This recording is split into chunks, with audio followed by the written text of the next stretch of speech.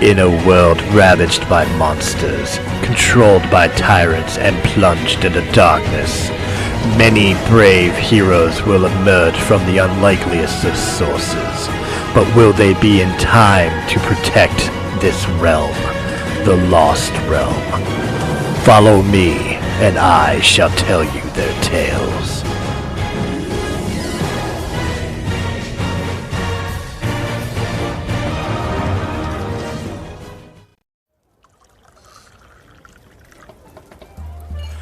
Welcome back, brave adventurers, to the Chronicles of the Lost Realm. Nim and Melwood, along with the new members of the Stumble Crew, head off to a seedy place to pick up a package for one Parun. But all is not as it seems when they step through the red curtains.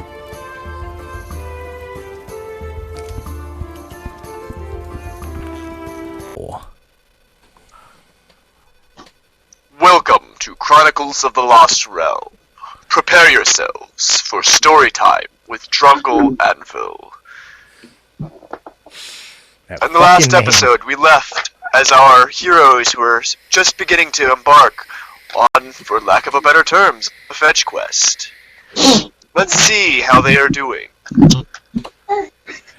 So did we establish that I am in fact driving the cart because I have the highest animal handling? Yeah. Okay. In that case, my horse is not a horse anymore. There is now a hawk on my shoulder instead. Wait a minute. Shapeshifters, cool. Where'd your damn horse go? Wait a minute. Wasn't that the black cat that turned into a lady?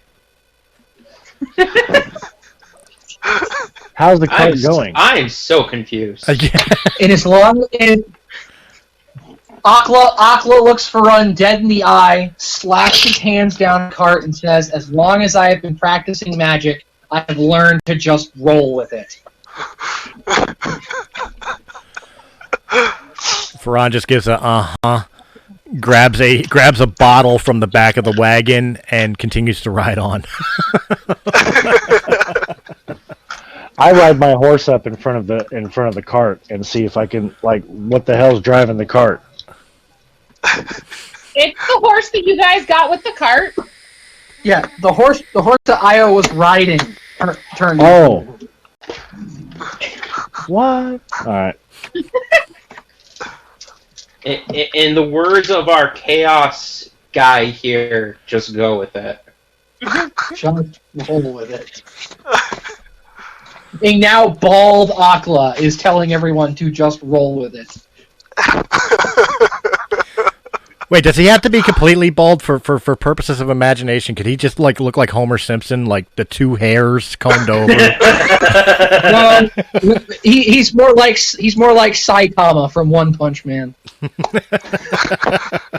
I was imagining it was like real patchy, like there was a couple splotches of hair scattered throughout, but like the majority of it just like fell out in chunks.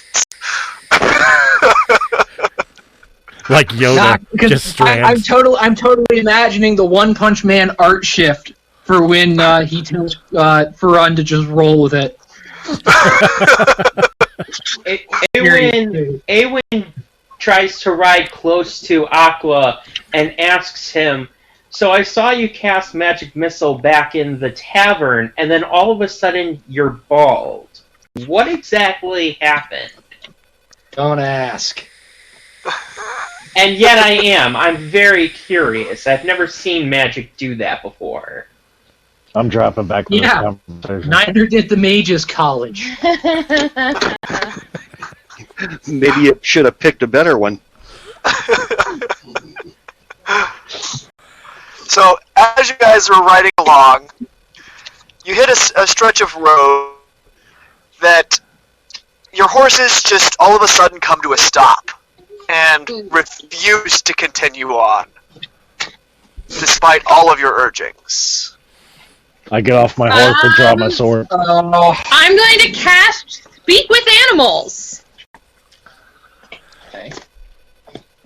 We've got. I would like my horse to please tell me what's going on. I did not see this one coming, but I should have.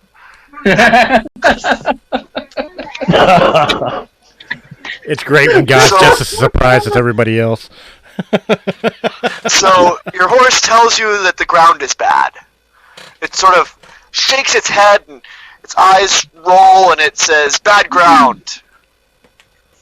What do you mean bad? Bad ground. Bad ground. Bad ground soft. Bad ground thick. Ground bad. 13. And being a horse, of course, I've got a doesn't 15. quite understand how to explain. I got a 15 on nature. I'm already off. I'm looking at the ground. I'm assuming swampland. What's bad about the ground? So you're observing the ground. Everybody, go ahead and make a perception check. On top of my nature check. Yes. Okay. Perception. Aqua crit failed.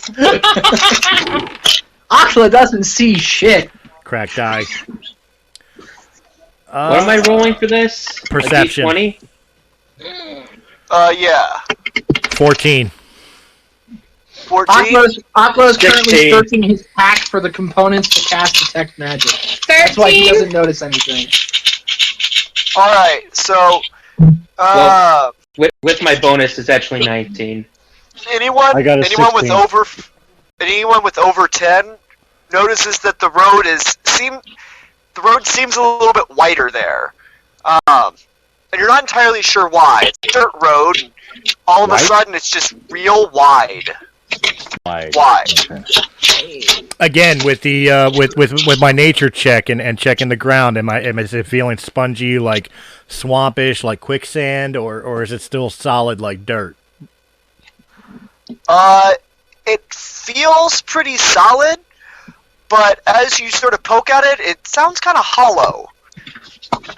Aqua can't Mailwood, as he rolled a 17, he also notices that there seems to be footsteps coming up from behind him. Well, let's turn around and look at that.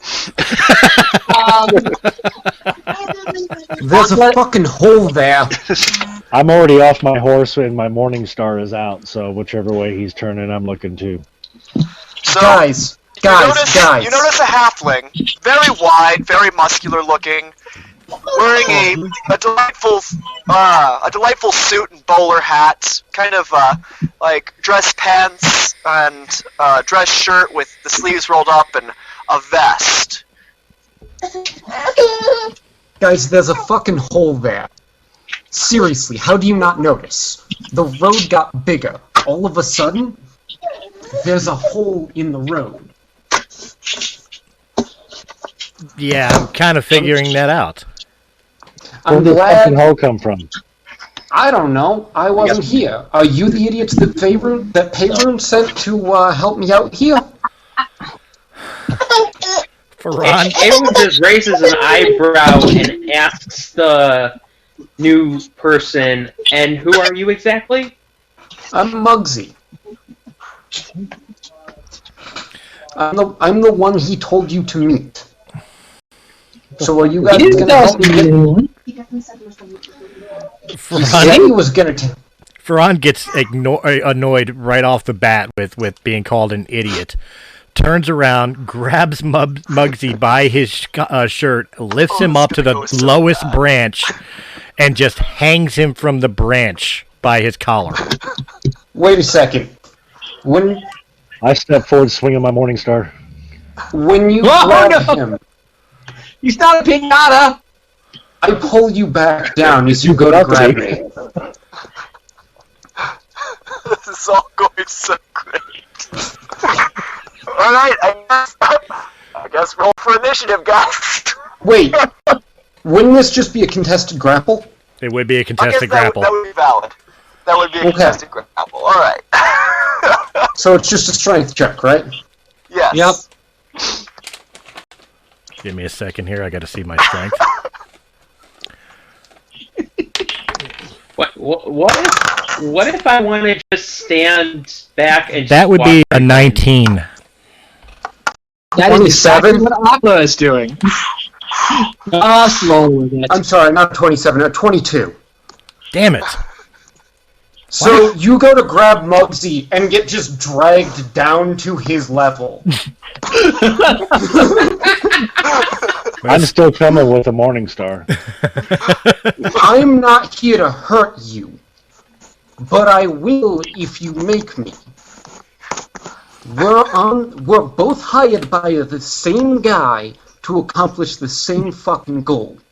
So why don't we make each other's lives easier rather than harder? I have to flip a coin. Heads up, knocking your head off, bro. Tails, all right, man. What you got? Are you stealing my shtick, Melwood? Not stealing your shtick. That was Not Melwood. That was Xavier. Xavier. That was Xavier. Yeah. You're stealing my shtick with the randomness. No, I flip a coin on every major decision. That's part of my character. Oh, nice. Oh my god! This party has all of the random effects. I love it. Yes. I will be dead by the mid-season finale. I can see it now. My next episode is going to be, and now for something completely different. Oh my lord! Because I'm so desperate for everybody to accept me, because I've always been outside of, like, you know, what everybody does, being a high elf. Like, I'm just gonna follow fucking Stolle's character until I die, probably. Nice. All right, so we know that Xavier's holding and says, okay, we'll hear it. He's got me by the short and curlies down to his level, but Melwood's still coming with a Morning Star, or coming with something. What's going on? That was Xavier coming with the Morning Oh, was it? Oh, okay. I'm sorry. Yeah, Millwood just kind of looked at him. So I'm gonna let you go, and we're gonna talk about this, get to know each other a little bit, then we're gonna go do this job and figure out what needs to be done going forward. Is that okay? Farron really gets himself loose from his grip and just stands up, brushes his, clothing back into position, and turns around and walks away from him. I didn't let you go. You just said you were letting me go. As soon as you do... No, I said I'm going to, and then asked if that's okay. Farron just stares. All right, fine. We'll play it out that way. Farron just stares at you. Is that okay? Farron just stares at you. This is really unnecessary. Let me... I'm just gonna drop him. Go. Akla kind of turns toward, what was Muggsy was the name? Yes. Akla kind of just turned towards Muggsy and just kind of casually mentions, I feel like you'd have better luck talking to a brick wall. I have met those types. All right. So again, he lets me go. I straighten my shit and I just walk away from him. I let the rest of the group deal with him. All right. So I've got a couple of contacts at the pit. We're gonna go there, get in, and see if we can get this peacefully. Because if we decide to cause trouble, we will all die. Have you seen this group? I don't like our chances. Yeah, I'm liking them less and less as things go by. Feelings mutual as he takes a swig from the bottle. I step up to him and I show him my glove and I'm like, "Hey, bro, check this out." My glove. What does your glove look like? It's black if I show it to you like this, but if I move it, it turns green. That's cool. Fan-fucking-tastic.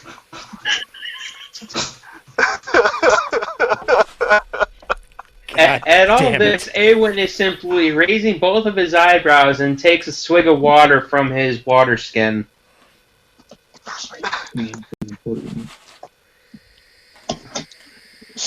All right. Can we start moving forward? I mean, or maybe off to the side, not into the pit.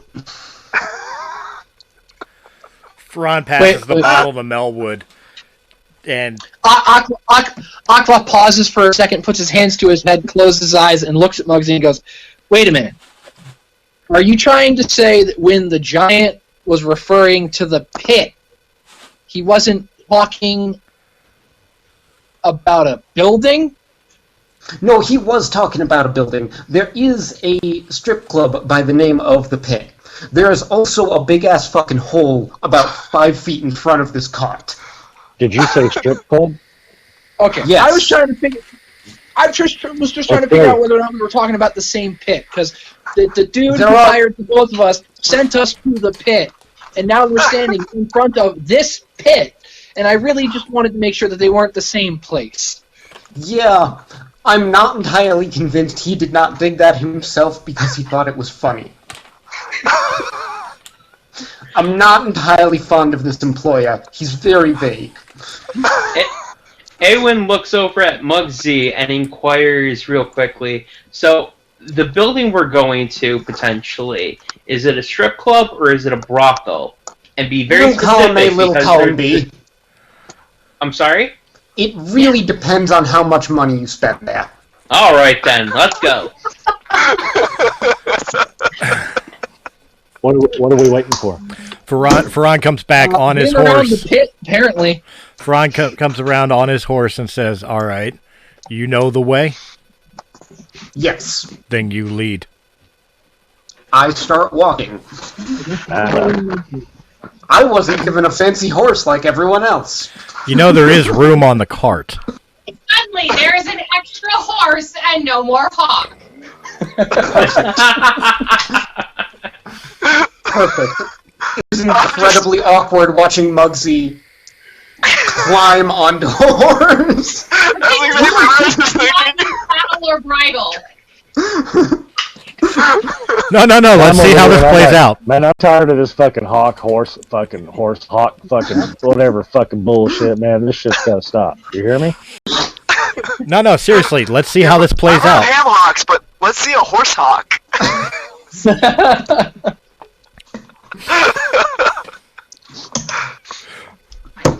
As I look at my cape change colors from black to green. Ferran's just amused watching Muggsy try to get into the horse saddle. No saddle! Even better. A bear horse. I'll ride I climb on the cart.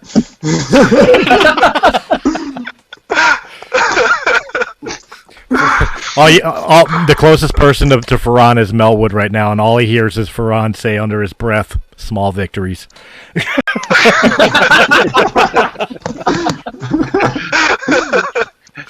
Walk it off, buddy. Walk it off.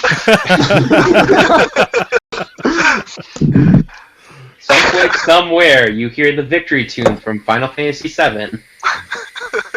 Yes. So Guys, just remember, Muggsy is 3 feet tall and 3 feet wide.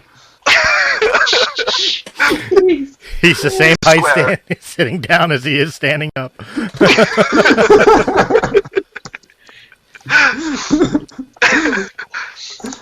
So is Muggsy sitting in the cart, or is Muggsy sitting next to Io? I mean, since I have to direct, I'm probably sitting up front. I would imagine up front. And just to confirm, there is space around the road to just move the cart around the pitfall, right? yes. Okay. Well, again, I thought you knew that. That's why I said you lead.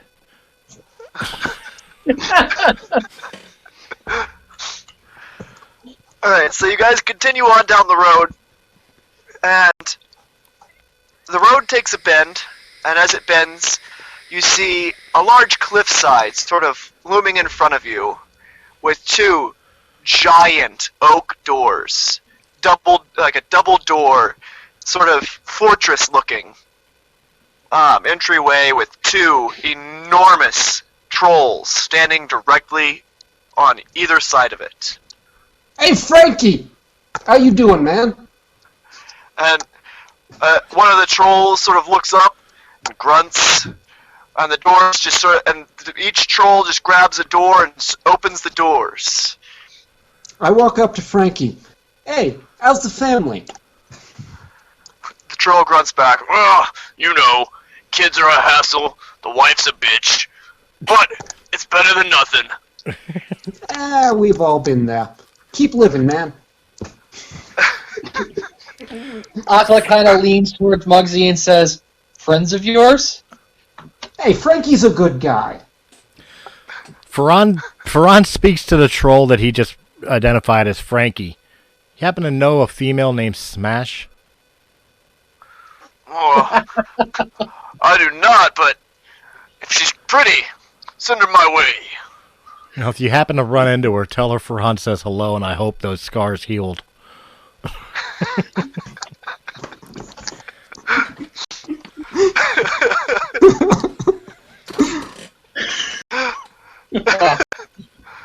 Throwbacks. Damn, season 1 callbacks. Well, some of my other failures.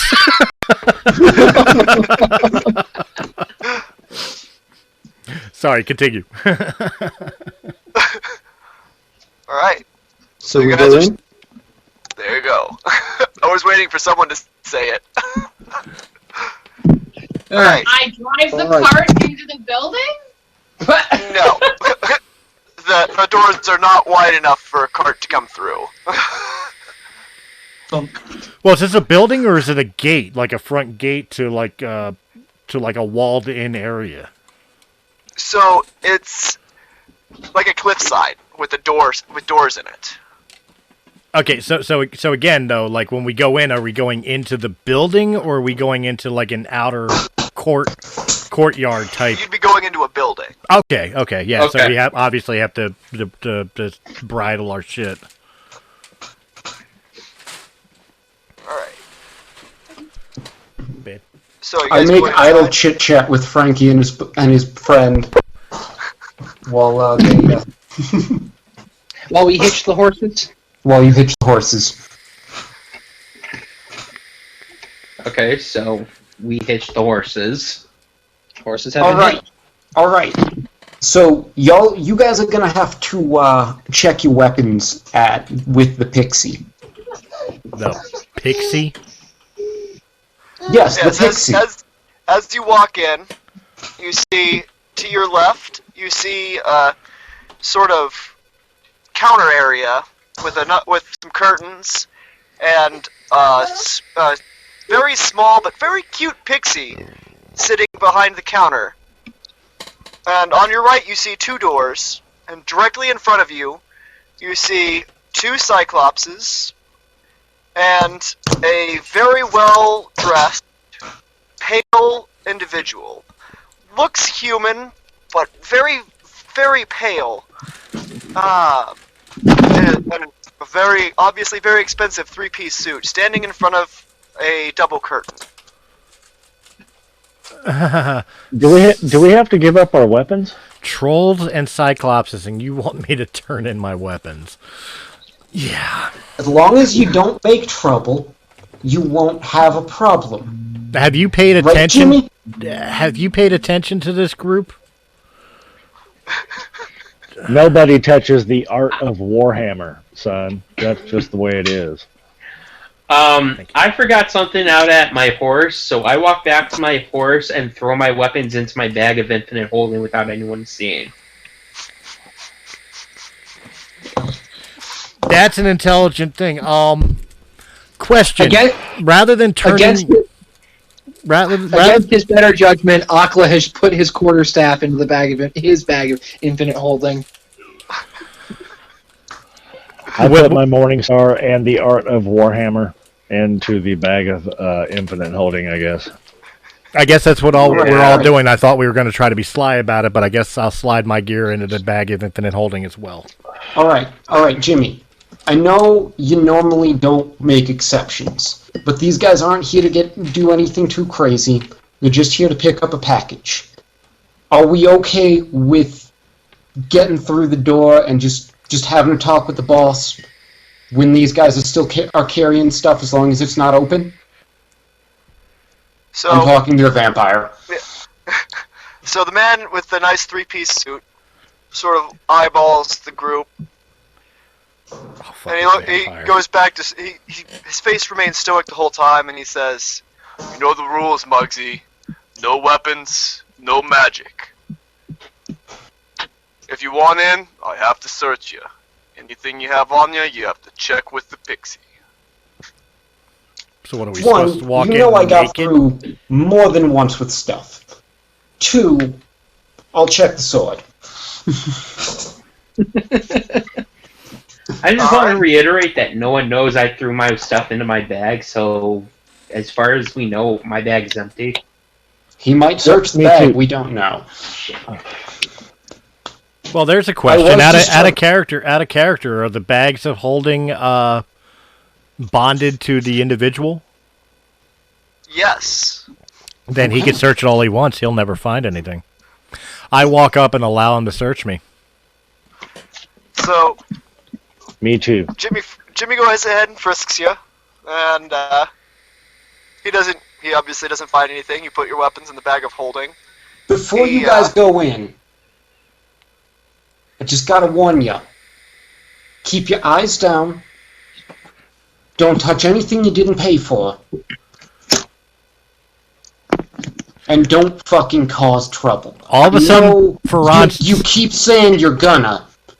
Just don't do it. Ferran's gonna save all of us. Ferran's eyes just go over and glance at Eowyn as he's saying, "Don't touch anything you didn't pay for." Whoa, I didn't say nothing about that. No, that was Muggsy. I didn't say anything about that. No, when Muggsy said it, he looked at you. I didn't say I was going to cause any trouble either. Yeah, but you're the one that got extremely excited about a strip club and brothel. We're not yet. Aqua kind of pats Eowyn on the shoulder and says, "First time." Saying don't touch the merchandise. Listen. I'm fully aware of that. I don't touch without giving up something first. I'm sure. I may be very interested in the feminine figure, but I know to pay for the goods ahead of time. Boy, it must have been entertaining. If you've always known that, your first date as a teenager must have been very entertaining. I've got 3 gold pieces. Can I touch your boobs? Anyway. I'm going to hand my melee weapons over to the sprite. At this point, I think we've all walked in and been searched. Yup. The only thing they found on me was a rat in my pocket and my bag. Hey, rat. Okay. Oh my god, So- this group. As Jimmy frisks you guys, he gives you guys the warnings of, remember, everything you do, you're charged for. If you can't pay, we'll make you. If you cause any trouble, you will be banned.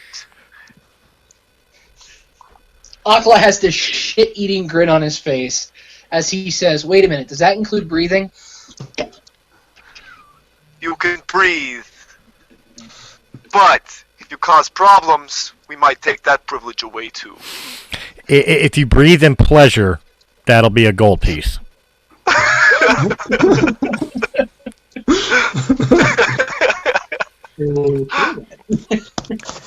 Can we hurry up and get this over with? Alright, so as you guys walk through the curtains, as you guys walk through the curtains, you see a door to your left, and you're in a sort of thin hallway with a door on your left and a door on your right. And it opens up on the end to a large room where you can see several scantily clad figures of various races and both genders, as well as four pits with poles in the middle, with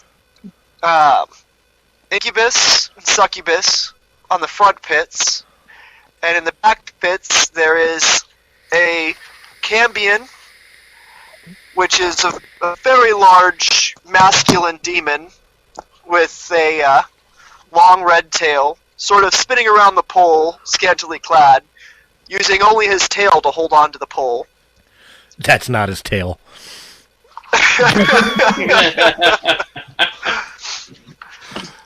And you also see on the front stage, you see an incubus and a succubus dancing, but in the middle, there is a drider. A very scantily clad, very busty drider. Sort of... No, drider. Very large spider woman. Part drow, part spider. Sort of hanging upside down, slowly taking off her bra from the right in the front of the stage, and directly in front of that stage is a larger pit with a very cushy couch facing away from the stage, and on that couch is a Rakshasa. Sort of tiger man, sitting there smoking a pipe and eyeballing everything. As you enter the room, you see around the edges several centaurs with large pikes sort of standing off to the side, keeping an eye on everything. I'm assuming that's our contact, I say to Muggsy. No. No, that's our contact's bitch. Well, I don't deal with contacts, bitches. Wait, yeah, I know. We're not stopping there. So we'll go into the back room. Muggsy proceeds to lead you guys through a curtain off to the right of the main stage, where there's a small door with the word proprietor written on it. I knock. Excuse me, sir. After a couple of seconds, the door opens abruptly, and a changeling opens the door and says in a gruff voice, "The boss will see you. He's been waiting for you." How are you, Jenny? I'm not too bad, but the boss isn't very pleased that you're here. We'll work that out. I'm sorry to hear that. Good to hear that you're doing well, Bill. So the changeling leaves the back room and proceeds out onto the main floor, shifting into one of the most horrendous things you've ever seen. He transforms into a yeti, completely naked. So, not to interrupt. Hang on. I got to get this scale here in sketches and.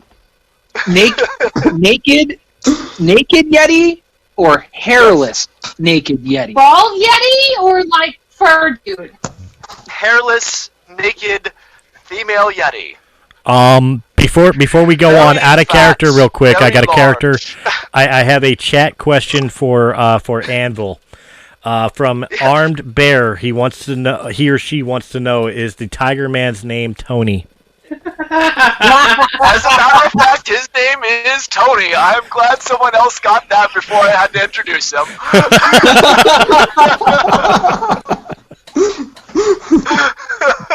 Oh my god. Nice. Good on you, Armored Man. Sorry, continue. I just had to throw that out there. I thought it was funny.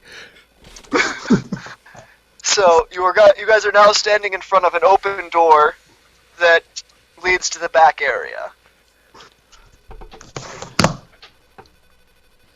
I walk in. Alright. So as you walk in, you see a thinner hallway that leads into a very extremely large, mostly empty cavern with a pool of water in it.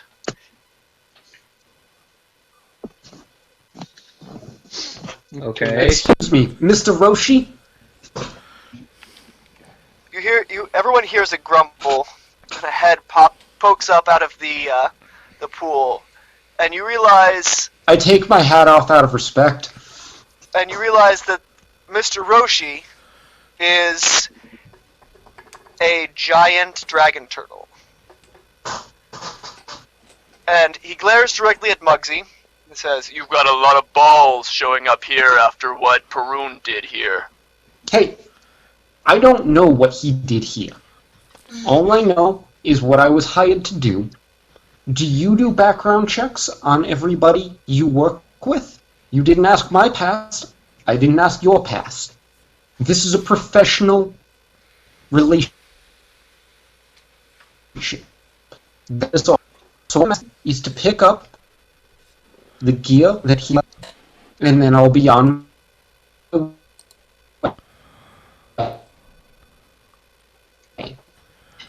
You know my. I'm a professional. That's it. You hear a grumbling. The whole cave sort of shakes. And as you stand there staring at the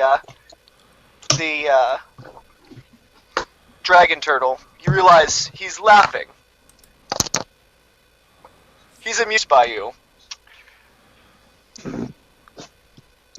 Muggsy, the reason you were let in here is because you've always done good work with us in the past. And if you continue to associate with to steal my hookers, it will not end well for anyone involved. As I said, sir, it's just a professional thing. He offered me a job, I needed a job, and now here we are. Very well. Ferran's Please listening enjoy intently. my establishment. When you guys are ready to leave, talk to the pixie at the check counter. Tell him that you're there for the box. Alrighty then. Thank you, sir. Muggsy is mostly bald, by the way. Very good. Just a heads up. So is Akla. Well, I mean, Aqua's all the way bald for the time being, so. That's fair. Actually, I'm pretty sure it's worth being bald. Like, all it says for the thing that happened is that my hair falls out. Like, it doesn't specify how much. All of it. Everywhere. So, Like Brazilian. Make it a newborn babe. Aqua could be completely hairless at Or point. eyebrows. That's beautiful. All right. So, as you... Ferran turns to the group and says, so, I'd be at willing... the end of this conversation... Go ahead. Sorry.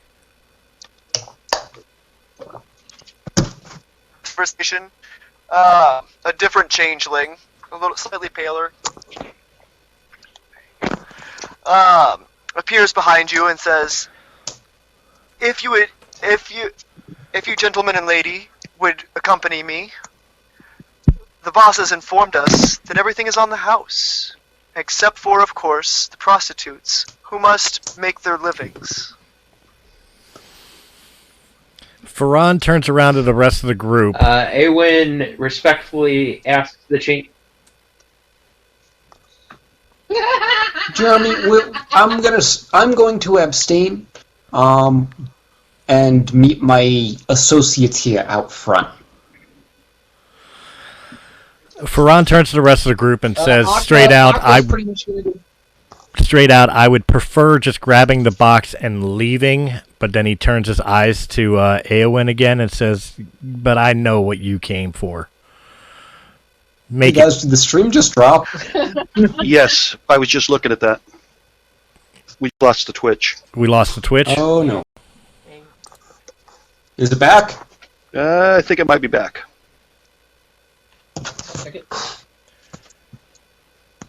It's thinking, it's thinking. It's back. I don't know why it dropped, but alright. Okay, yeah, we're back. Okay, cool. Sorry about that, guys. Hiccup in the system. I guess that's what happens when everybody's on lockdown. I know why you're here, he says to Eowyn, so just make it quick and respectful. And Ferran turns around and goes to the bar. But of course, I would know no other way. And he turns to the changeling and inquires, is there a specific price for one of these lovely ladies' companies? Aqua kind of just looks at Io and rolls his eyes and heads toward the front of the building. Muggsy's actually going to meet Farron at the bar. I'm going to finish sketching the boss, the dragon turtle. Paint me like one of your French whores.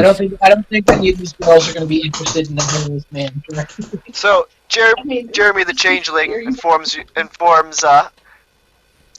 Eowyn that each worker charges their own personal price. So you must ask the dancers themselves. Fair enough. In which case, I go to one of the succubus.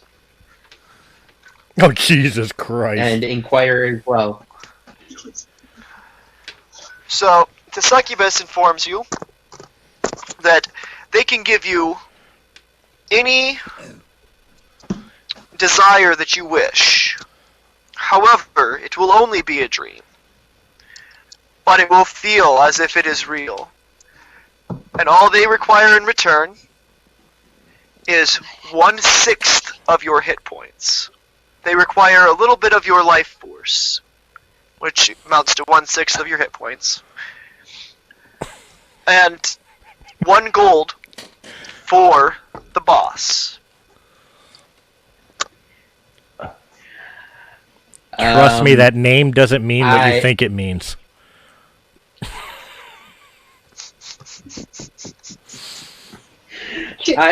Maybe not the succubus. Out of game. Gee, you think?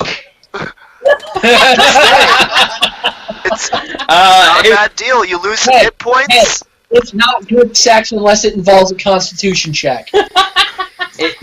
Eowyn He's got a point. respectfully says that he will consider the offer and proceeds up to the bar as well for a drink.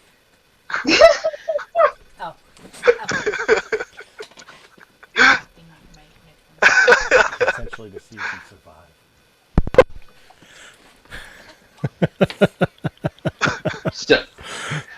Ireland is sort of quiet, wandering the room, and not really talking, just sort of looking at each person and then passing on.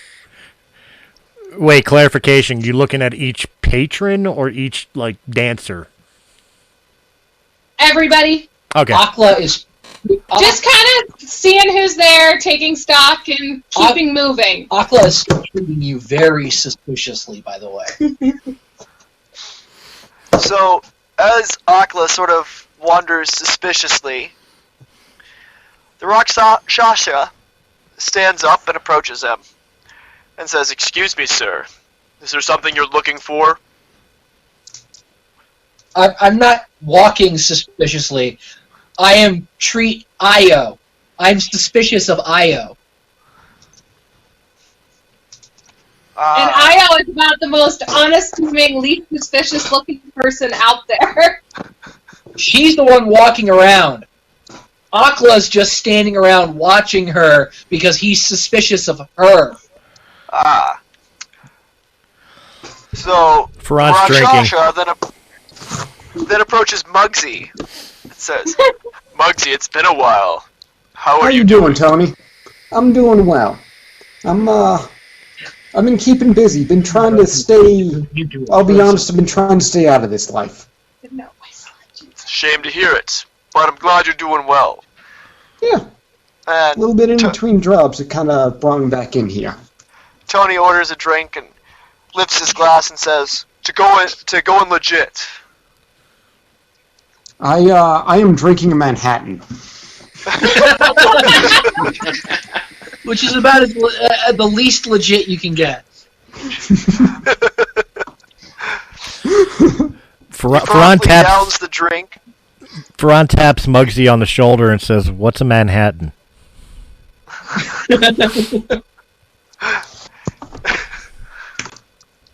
So good Tony drink. Try one. One Manhattan. Oh my god. Billy would be having a field day in this bar. So Tony downs his drink and looks at Ferran and says, "You look like a man who needs a fight." Depends on where the fight could be. Well, that happens to be what I offer. If you wish, we can convene over to my pit, and we can have a quick brawl. Fist to fist. If you win, you get 20 gold. If I win, I get 20 gold. So, And he smiles, showing his exceedingly sharp, very large teeth. is this a fight club? Like betting? Like arena? When you need it to be, yeah. Hey, rules 1 and 2. What were rules 1 and 2? Easily bought About out. Fight Club, don't talk about Fight Club. Ah, yeah, I don't understand. Alright, Ferran downs his Manhattan and says, "Alright, Kitty, you're on." Awen looks over to Aqua and just politely jabs at him and says, "You want to take a bet on who's going to win this?" Bet on a cat.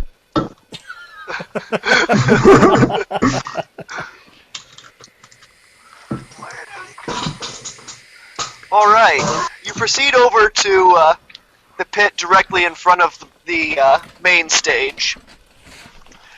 And as you step in, the cat sort of takes off his cloak and his shirt, shakes himself out as many of the patrons, as well as many of the workers, sort of gather round and start passing money amongst the various workers there, clearly taking bets on who will win. And you square up, so go ahead and roll initiative. Ferran essentially also goes shirtless, fair's fair, it's a fair fight, right? Right.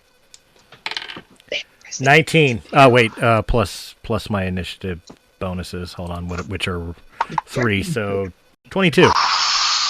It doesn't matter. Jeez. He just nat 20'd.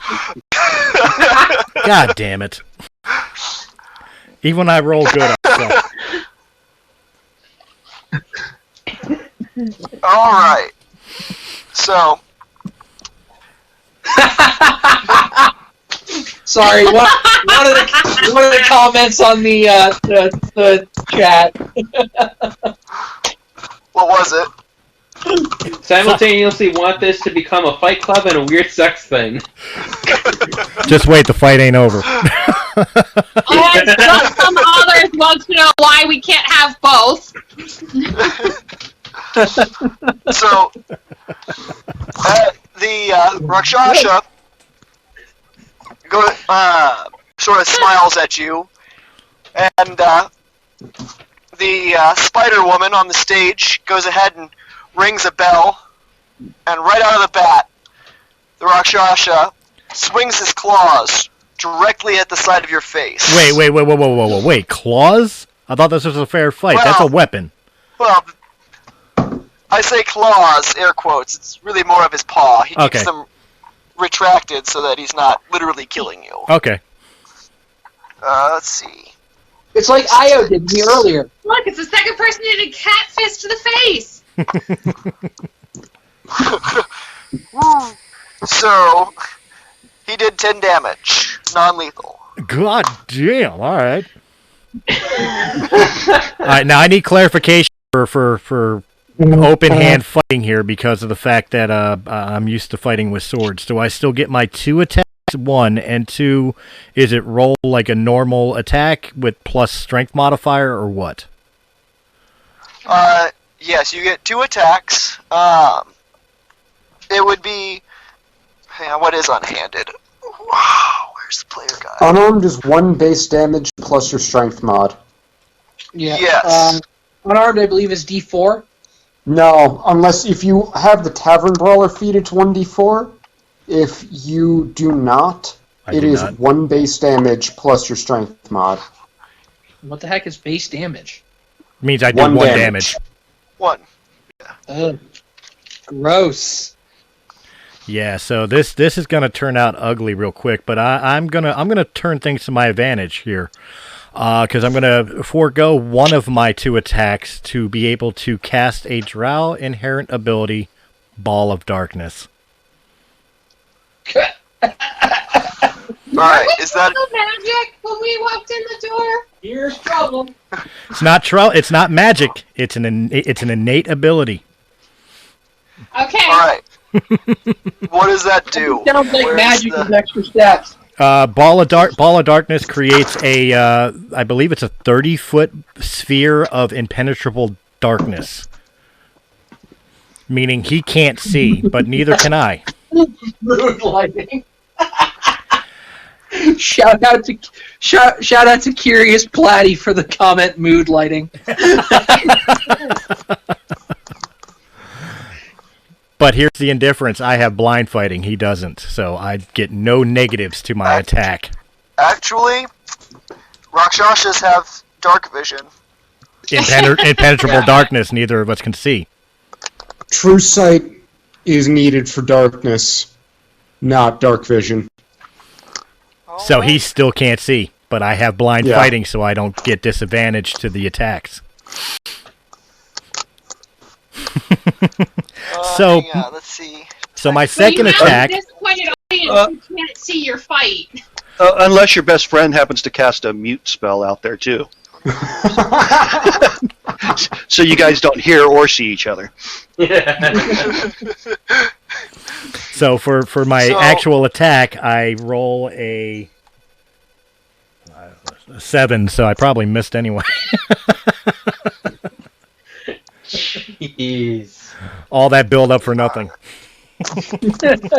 So what did you roll? A 7. A 7? And where are you aiming this?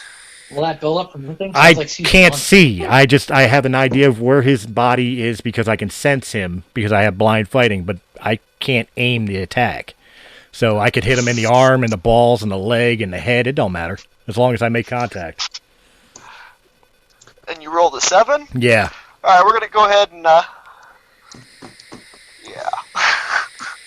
How long does your darkness last? That I'm not sure of. Somebody might have to look that up. What am I looking up again? What's it called? Ball of Darkness. Alright, give me a minute. I believe it's 1 minute. Up to 10 minutes. Concentration, though. So every time you take damage, you have to make sure you, you keep it up. Okay. So what would be the saving roll then? Constitution. Constitution? Okay. Just so I know. All right. Yep. Phrasing! Yeah. Well, we did want to see a Fight Club sex thing. So, you hit the Rakshasa on the shoulder. Then he takes 3 points of damage. Correct. And as you hit him on the shoulder, with that arm, the opposite arm, he grabs your wrist and uses the arm from the right his right arm as you hit him on the right shoulder. He punches you in the gut, doing 3 damage. How much damage? 3. A whole 3 damage? Okay. Alright, then while he's got a hold of my arm, I use it to my advantage and drag him down to a knee. The knee attack is a 17, followed up by my free hand coming down with a downward elbow. This is going to be a long fight.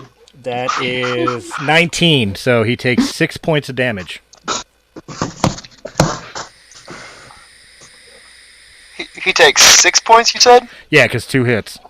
And I only do strength modifier plus base of 1, so...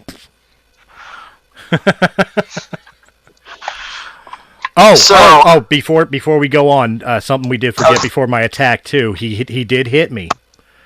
Yes. So I have to roll Constitution. Constitution is a +2, so I've got 19. I make my Constitution save. Excellent. So he goes ahead and hits you in the stomach again. This time he does 5 damage. 5 damage. Let me make the roll again. All right, so he did 10, 18 points of damage. All right, just so I know where I'm at. And I rolled a 16 plus 2 is 18. My Constitution's 15. I still have the Ball of Darkness up. All right, so... not to derail you guys' combat round, but shout out to What's Your Effin' Binge, who just jumped into the chat. You do know that's Chris, right? I was just checking the link, man. Does he still have a hold of my hand? Yes, he's still holding on to your arm. All right, 2 more square shots to the back of his skull with my elbow. Attack number 1, that is a 5, so that probably misses. Attack number 2. We'll go ahead and say a hit, because I mean, like, we're on top of each other, so. All right. Well, good. Then basically all I have to worry about is a natural 1. Yeah, pretty much. Okay, then both hit, so he takes 6 more points of damage to the back of the head. All right. At what point do we cut away from them bludgeoning each other for a while? I mean, we can cut away to them bludgeoning each other for a while. It's us watching the orb of darkness from the outside, not knowing what the hell's going on in there. All you see is a black orb, and all you hear is... So that's what runs into. And grunting. Lots of grunting. Man, you know, I kind of figured he would be that type. All you hear from the ring is, "Screw all of you." Hey, just so long as you're screwing him and having a good time, we don't care. As long as everything's consensual, we don't need to know. Ow! Just No remember, no teeth. sex is like a fight. If one of the parties didn't consent to participate, the other's committing a crime. While all this is happening, Awen, disappointed with not being able to watch any of this, decides to walk up to an incubus this time and ask how much her services are. You realize an incubus is a guy, right? All incubus are men. Also, you're gonna have the same kind of bad time. Never mind. It's just a male succubus. Never Well, find mind. someone who won't do you damage. I don't know, that spider lady looked pretty cool. There was also the demon, but I think that was a dude.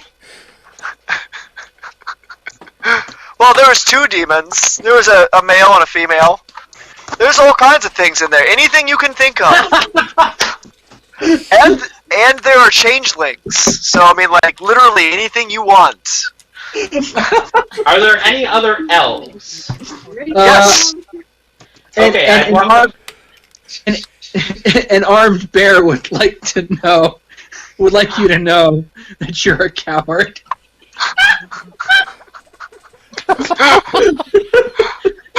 An armed bear, I will talk to you at the next intermission.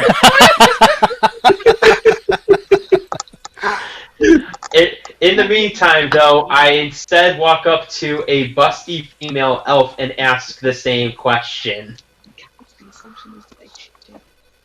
So she informs you that her price is. Hang on. 2/3 of your soul and 3 gold pieces.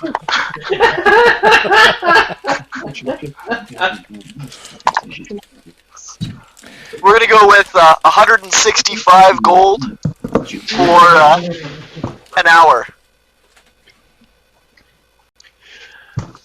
How many hip do I lose for the succubus? 10? How much for 1 rib? Say again, GM. What? What was the cost for the succubus? 1/6 of your hit points. So divide your hit points by 6 and subtract that.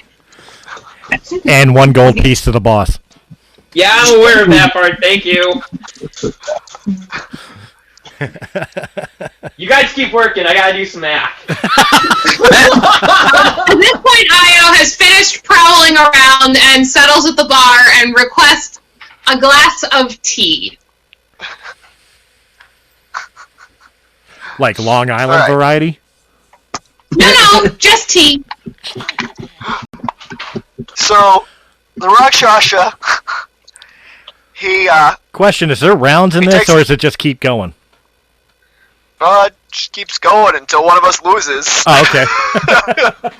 So, he swings, and you feel a breeze sort of pass by your ear, and you hear him grunt as he smacks his fist into the edge of his pit. And he is now bleeding from his fist. He now won. Oh, nice. He did 3 damage to himself, punching the side of the pit. For Ron being a chaotic good character, he is honorable more than anything else. And he's actually enjoying this fight, even though he's probably getting his ass kicked. Do I sense the blood? Do I sense the fact that he's actually injured? Probably not. I'm gonna go with no, because you can't see anything. But I could smell blood, right? Well, I guess. Do you have that kind of senses? I have blind fighting. It means all my other senses heighten when I'm in darkness. So then, yeah, I guess you'd smell the blood. All right, then instead of 2 attacks, I use one of my attacks to turn around, unless it's a free action. I use one of my attacks to ask him if he wants to stop the fight because he's injured, and basically making sure he's okay to continue. No, that'd be a free action. That's a free action, and he sort of grunts. I've had much worse before. This is nothing. Fair enough. Ferran decides to wait. It's his free hand, right? Yes. All right, which means he crossed right up by my face, which means the arm is right by my face. I go to grab. I grab that free arm, which I do, and I bite where he's bleeding, and I completely miss his hand. Nat 1. Oh, you completely miss his hand. Nat 1. So now you hear me chomp my teeth and go, "Fuck! Ow!" You chipped a tooth. I chipped a tooth. Akla calls from the bar. You 2 okay in there? Shut the fuck up! I'm gonna pay the gold for our friend to get laid. Hold on a minute. I have something in mind, but anyways, real quickly, Farun, how are we out of game? How are we on time? We're going extra because of the fight. Oh, okay. Well, I don't want to cliffhanger a bar fight. Yeah. Fair enough. In which case, then, if that's the case, I walk up to the succubus and ask her, I give you 1/10 of my life force and 5 gold.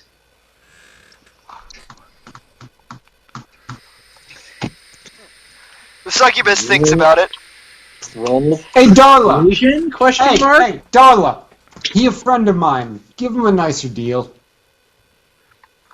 if you're a friend of Muggsy's, follow me. And she leads you into a back room just past the proprietor's desk, where there's a few beds laid out, all with various customers, 2 men, 3 women, sort of laying on the beds with the most depraved smiles upon their faces. And she points you to an empty bed and asks, "Now what is it that you wanted, sweetheart?" At this point, I will ask everybody listening, if you have children, they probably should leave the room. For the sake of the episode, I'm going to say just... We're not going to go into detail. We're just going to say that something happens. We're going to say that... Exactly. Yeah, we're going to say that Eowyn told her what he wanted, and she sort of smacked him in the face with the palm of her hand, and he passed out onto the bed. Yeah, that works for me. And loses 1/10 of his hit points. But is this count as a rest to gain them back? Nope. No, it does not. It's a spell effect. Is it a permanent spell effect? Like he's permanently lost those hit points? No. Okay. Just until the next time he sleeps.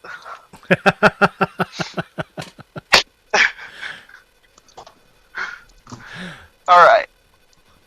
There we go. Honestly, anyone should... Tony! Cut it short. We gotta get going, honestly. Alright. So, at that point, Tony goes ahead and uses his double... Ooh.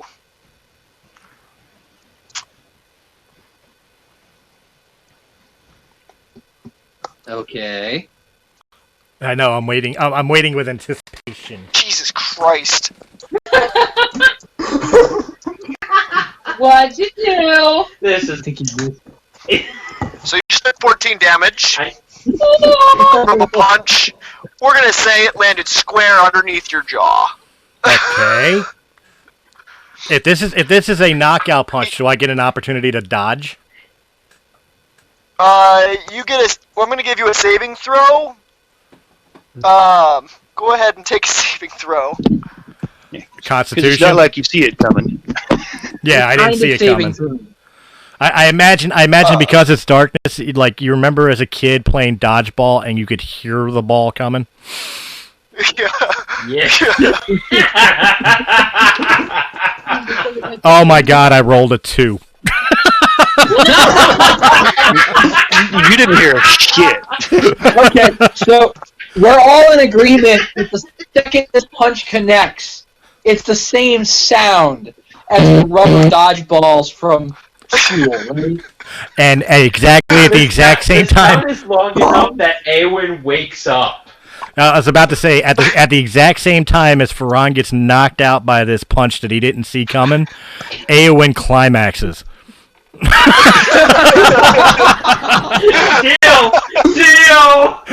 Ding, ding, ding, ding, ding! So, Tony hits Ferran in the jaw, and almost immediately as it makes contact, the darkness drops, and Tony stands there, and a handful of the patrons are all groaning and grumbling and kicking the ground, and as the workers all collect their money, and at the exact moment the punch connected, somewhere else in the brothel, a succubus popped a cork off of a champagne bottle. Yeah, baby, it was good for me too. Tony goes over to his couch and grabs a glass of water and a cloth, and he walks over to Ferran and he splashes the water on his face and runs the cloth underneath his chin to sort of wipe some of his own blood off of Ferran, because that hand that was all messed up from punching the wall just splattered blood all over the underside of his chin, and So he sort of cleans Ferran off and throws him over his shoulder and carries him over to the bar and says, "That was a good fight. That was a really good fight. Anything he wants when he wakes up, put it on my tab." To which the bartender informs him, Can don't worry about it. The boss already took care of it. Alright, I'm gonna slide off my bar stool and head over, and I'm going to dose Ferran with a potion of healing. Can I play with the hurdy-gurdy? Can they not stock these at this Fight Club bar? Like, I feel like that's pretty much standard practice, and they keep it in stock.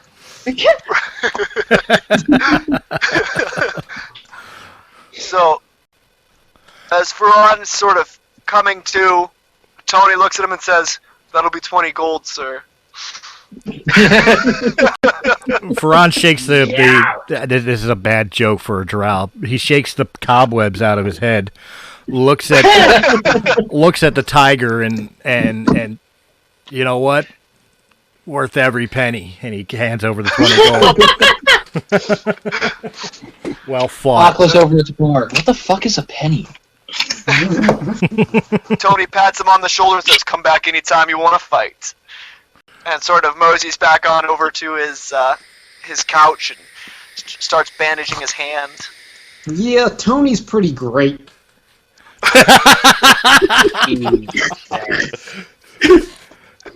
How long were you sitting there waiting to get that out?